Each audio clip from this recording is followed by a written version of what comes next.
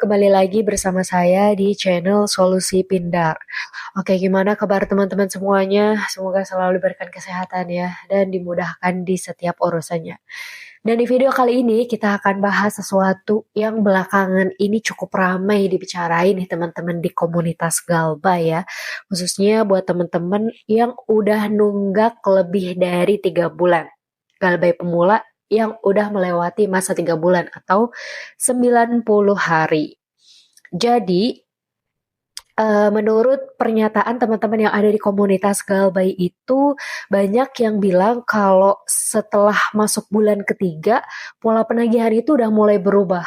Entah intensitasnya yang berkurang atau metodenya yang mereka pakai. Jadi, katanya itu nggak cuman datang ke alamat yang tertera saat mengajukan pinjaman aja, melainkan juga datang ke tempat-tempat yang ada hubungannya sama peminjam, misal kayak peminjam ini pernah melakukan transaksi di marketplace gitu ya, dimanapun itu, misal ada orang yang pernah dipaketin atau sejenisnya. Nah, alamat itu juga didatengin teman-teman, bahkan alamat orang tua pun juga didatengin, padahal alamat peminjam masih sama aja gitu, masih sama pada saat mendaftar, dan itu sudah melanggar batas ya. Namun di sini kita perlu buat batasan juga teman-teman. Itu kan hanya pengalaman yang dialami oleh sebagian orang ya, dan enggak semuanya, dan enggak semua yang meminjam di pinjaman online itu akan mengalami hal tersebut. Jadi semoga informasi ini enggak malah bikin kalian itu makin takut, tetapi juga waspada aja. Begitu. Oke, langsung aja. Jadi buat teman-teman yang merasa relate dan informasi ini akan berguna ke depannya, silahkan tonton sampai video ini selesai. Oke, jadi berita ini itu banyak dialami oleh teman-teman khususnya di wilayah Jabodetabek ya teman-teman. Jadi mereka itu mengaku pernah didatengin oleh petugas penagihan, dalam artian di sini berarti DC, tapi nggak cuma di alamat yang terdaftar saat mengajukan pinjaman aja, tapi juga di alamat lain ya yang pernah digunain buat nerima paket belanja online. Misalnya dari marketplace kayak Shopee gitu ya. Terus juga ada petugas atau DC yang datang ke tempat bekerja. Coba. Bahkan ada yang mengatakan rumah orang tua juga ikut didatengin. Meskipun alamatnya itu nggak pernah berubah. Jadi kalau melihat semua cerita-cerita itu, tentu banyak yang mulai bertanya-tanya, sebenarnya dari mana sih mereka itu dapat alamat-alamat tersebut gitu kan? Padahal sampai saat ini itu nggak ada penjelasan resmi yang menyatakan kalau semua perusahaan pinjol itu menggunakan sumber data yang sama atau memiliki akses ke alamat pengiriman paket. Jadi inilah pentingnya kita harus memahami bahwa cerita-cerita itu hanya dialami oleh sebagian pengguna. Dan bukan berarti kalian akan mengalami juga gitu loh. Jadi biar kalian jangan mikirnya, berarti besok akan tiba saatnya aku juga diginiin. Jangan pikirnya kayak gitu teman-teman. Kalian perlu waspada aja gitu. Dan menyiapkan langkah-langkah konkret sehingga ketika hal tersebut datang, kalian sudah siap. Dan siap membalikan keadaan juga. Nah, makanya di sini akan dibahas lengkap nih. Oke, lanjut ya. Jadi gimana dan apa yang harus kalian lakukan saat waktu itu tiba? Kalau kejadian ini datang. Kalau emang ada orang yang datang ke kalian dan mengaku sebagai DC lah ya, atau petugas penagihan, tenang aja, jangan langsung panik. Kalian udah nonton video ini dan kalian akan tahu harus gimana. Kalian tanyain dulu identitas mereka, kalau perlu minta surat tugasnya. Ya, jika memang ada, minta surat tugasnya. Dan pastiin siapa yang mengutus mereka. Dan terakhir, ini sebagai bukti kuat, pokoknya kalian harus dokumentasiin. Kalau terjadi hal yang melanggar batas, melanggar ketentuan, dan merugikan kalian. Karena itu akan bisa menjadi bukti yang kuat untuk diadukan ke pihak yang berwenang. Dan juga sekarang banyak banget cerita masih dari komunitas, tetapi beda kasus. Jadi ada orang yang tiba-tiba ditagih dan itu udah sangat lama, bahkan ada yang disebut itu berasal dari tahun 2020. Sedangkan sekarang udah tahun 2026. Berarti udah 6 tahun yang lalu. Padahal orang ini merasa nggak pernah galbay apa-apa. Jadi itu membuat situasi yang sangat bingung gitu loh. Karena orang yang didatengin, karena nggak pernah merasa mengajukan pinjaman apapun, Atau bahkan mungkin iya di aplikasi lain, tetapi di aplikasi yang datang ini tuh enggak. Jadi kalau misal dari kalian suatu saat ya nauzubillah mengalami situasi yang seperti ini, pasti akan kaget gitu. Tapi apa yang harus dilakukan? Gimana cara menyikapinya? Yang pertama, ya tetap tenang aja. Dan kaget ya kagetnya yang natural aja lah, nggak usah yang sampai kita malah ikut masuk ke perangkapnya mereka gitu ya. Cukup minta penjelasan dan bukti yang jelas. Maksudnya gimana? Misal nih, emang kapan pinjaman itu diajuin? Terus atas nama siapa? Terus gimana proses verifikasinya? Harus kritis, harus detail. Soalnya kalian udah ngerasa kayak nggak ngelakuin gitu. Jadi kalian harus minta petunjuk yang jelas dari mereka. Sampai gimana proses verifikasinya. Nah, di sini, di sisi lain, kalian juga nggak boleh menyimpulkan bahwa semua tagihan yang sifatnya kayak tadi yang udah saya ceritain nih, ini bersifatnya penipuan. Bisa aja emang ada pengajuan yang udah lama terus sampai lupa. Karena misal tadi kan contohnya kan 2020, sekarang 2026 gitu ya. Jadi selisihnya 6 tahun. Bisa aja gitu kan. Atau ya itu kemungkinan kedua, emang ada penyalahgunaan data. Maka dari itu semuanya itu harus dipastiin terlebih dahulu berdasarkan bukti. Kalau emang setelah diperiksa dan ternyata itu ada indikasi data pribadi digunain tanpa izin dan kalian yakin kalian itu belum pernah melakukan galbay di aplikasi tersebut, ya jangan diabain. Simpan semua bukti komunikasinya. Terus catat identitas orang yang menghubungi kalian atau yang mendatangi kalian saat itu. Terus aduin ke pihak yang berwenang, ke OJK, biar dapat apa ditindaklanjuti, karena ini sangat melewati batas, teman-teman. Bisa dipahami bersama ya. Oke, setelah cerita pengalaman galbay dari komunitas galbay, sekarang masuk ke pembahasan inti, yaitu apa sih yang biasanya terjadi setelah galbay di 3 bulan pertama atau 90 hari ya. Jadi biasanya itu terjadi pola penagihan yang berubah. Ada yang bilang intensitasnya makin berkurang, jadi kayak udah nggak lagi sering ditelepon, udah nggak lagi sering dikirimin pesan gitu ya, pesan penagihan. Bahkan ada yang bilang kalau udah lagi nggak dapet teror setiap hari. Karena kalau di awal-awal itu biasanya sering banget dapet teror di awal-awal galbay gitu ya. Nah, apakah ini berarti kasusnya atau galbanya kalian itu udah selesai? Belum tentu.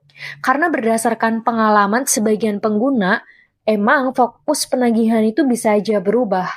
Polanya bisa aja berubah. Intensitasnya bisa aja berkurang. Kenapa? Ya karena memang perusahaan pinjol itu kan nggak cuma punya nasabah galbay kalian-kalian aja nih yang udah lebih dari 3 bulan ya. Banyak juga kan akun baru yang harus ditangani. Sehingga perhatian mereka bergeser nih ke nasabah galbay yang terbaru ini. Namun ini bukan aturan resmi ya. Dan bukan berarti semua orang juga akan ngalamin hal yang sama. Ingat, ini cerita-cerita seperti ini, pengalaman-pengalaman seperti ini bukan untuk menakut-nakuti kalian dan bukan untuk membuat kalian itu berpikir, oh besok berarti aku akan kayak gini juga. Enggak, teman-teman.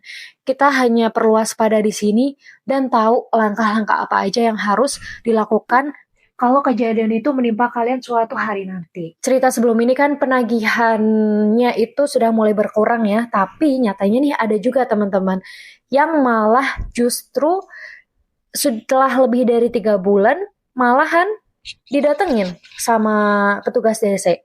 Bahkan ada yang bilang kalau petugasnya itu berasal dari daerah sekitar tempat tinggal debitur, jadi kayak orang sekitar gitu. Jadi ini kan adalah dua situasi yang berkebalikan ya.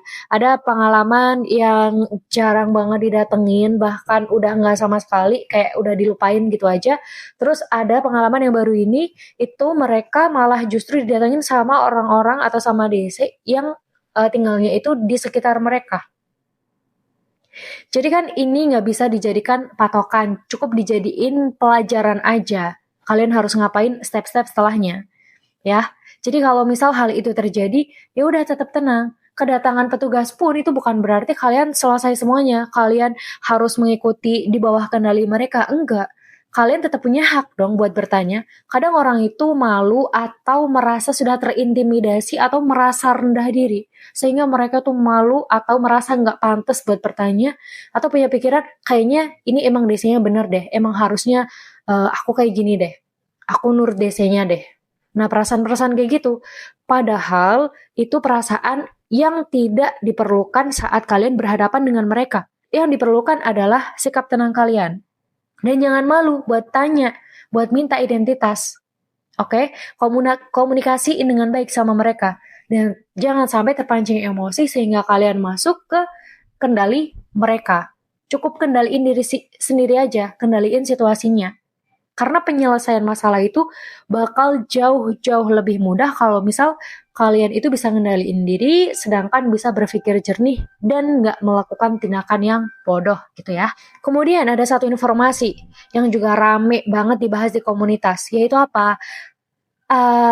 Isu bahwa sekarang itu antar aplikasi pinjol seolah-olah saling tahu kondisi pembayaran kalian. Misal nih, kalian itu sudah melunasi satu pinjaman. Nah, nanti di satu aplikasi nih. Terus nanti aplikasi lain tuh langsung ikut melakukan penagihan lebih intensif karena tahu kalian itu sudah lunas di aplikasi satu ini. Gitu. Itu nggak benar ya, karena sampai saat ini belum ada ketentuan resmi yang menyatakan bahwa ada sistem yang seperti itu. Jadi baiknya informasi yang sifatnya seperti barusan itu dicerna secara baik-baik terlebih dahulu. Jangan ditelan mentah-mentah. Itu bukan sebagai fakta yang udah dipastikan 100% benar. Jadi kalau misal kalian punya banyak pinjaman di aplikasi gitu kan, nah itu biasanya mana aja yang perlu diprioritasin terlebih dahulu, aplikasi yang mana. Kalian itu bisa cek di Slick OJK teman-teman. Apakah pinjaman tersebut tercatat dalam Slick atau tidak? Kalau misal kalian udah tahu nih posisi data kreditnya, maka bisa nyusun prioritas penyelesaian dengan lebih terarah dan terprioritaskan. Karena kalau misal udah masuk Slick kan itu udah yang paling berbahaya. Nah itu dulu tuh. Itu yang perlu kalian selesaikan terlebih dahulu. Dan mungkin cukup sekian aja teman-teman, udah banyak banget poin penting yang sudah kita dapatkan di video kali ini. Pertama, jangan gampang percaya dah sama semua informasi yang beredar di media sosial atau komunitas. Nggak apa-apa percaya, nggak apa-apa jadiin pelajaran, cuman jangan mudah percaya. Jangan ditelan mentah-mentah. Kalian harus verifikasi 2 langkah, kalau perlu berlapis ya. Karena pengalaman tiap orang bisa aja berbeda. Ada yang didatangi DC, ada yang enggak ternyata kan. Dan ada yang mengalami penagihan yang benar-benar sering banget. Ada juga yang malah biasa aja. Terus yang kedua, kalau emang ada DC yang datang, harap tenang teman-teman. Kalau misal kalian nggak bisa mengendalikan dari diri kalian, sok cool aja, pura-pura tenang meskipun dalamnya kayak deg-degan takut gitu ya. Kalian pura-pura tenang nggak apa-apa, it's okay. Terus tanyain identitasnya seperti apa, KTP-nya kalau perlu, terus minta surat tugas. Kalau emang itu ada, minta aja dulu. Terus dokumentasiin, karena itu buat jaga-jaga kalau terjadi hal yang tidak diinginkan. Terus untuk yang ketiga, kalau misal ada tagihan dan itu datang kepada kalian, dan kalian nggak yakin itu punya kalian, jangan langsung mengakuinya. Minta dulu bukti yang jelas. Terus kalau emang ada dugaan penyalahgunaan data pribadi, pakai jalur pengaduan resmi biar kasus kalian itu dapat ditindaklanjuti. Dan yang terakhir itu adalah buat teman-teman yang punya banyak pinjaman dan emang berniat untuk nyelesain itu semua ya. Baiknya itu kalian cek terlebih dahulu status kredit kalian lewat apa? Lewat Slick OJK. Kalau dengan kayak gitu kalian bisa menyusun prioritas mana dulu yang perlu diselesain gitu ya. Mungkin cukup sekian dari saya. Ya, jadi teman-teman pokoknya galbay lebih dari 3 bulan tuh bukan berarti masalah otomatis selesai, bukan berarti kalian nggak ditagih lagi. Ya, karena pengalaman tiap orang itu beda-beda, cukup jadiin pengalaman mereka itu sebagai pelajaran dan kalian harus menyiapkan langkah-langkah terlebih dahulu.